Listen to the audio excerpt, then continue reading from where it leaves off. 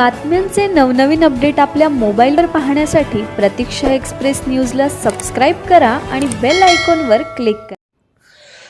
पंढरपुरात सराफ व्यापाऱ्याला चारचाकी वाहनाने धडक देऊन लुटण्याचा प्रयत्न। पंढरपूर शहरातील एक सराफ व्यापाऱ्याला चारचाकी वाहनाने धडक देऊन जीव मारण्याचा प्रयत्न करून अज्ञात लोकांनी त्याची बॅग पळवून नेल्याची घटना रात्री अंदाजे 10च्या सुमारास घडली आहे। यामध्ये जखमी झालेल्या व्यापाऱ्याचे नाव दिलीप कदम असे आहे। पंढरपूर शहरातील अन्नपूर्णा हॉटेल समोर एसटी कदम या ज्वेलर दुकानाचे मालक दिलीप कदम हे नेहमीप्रमाणे आपले दुकान बंद करून MS 13CC 9950 या क्रमांकाच्या दुचाकीवरून निघाले होते।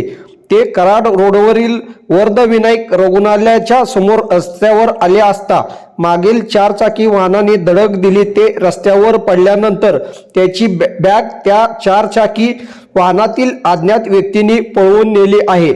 ही माहिती मिळताच पोलीस निरीक्षक दशरथ वाघमोडे यांनी घटनास्थळी भेट दिली। त्याबरोबर दिलीप कदम यांना खाजगी रुग्णालयात उपचारासाठी दाखल करण्यात आले आहे।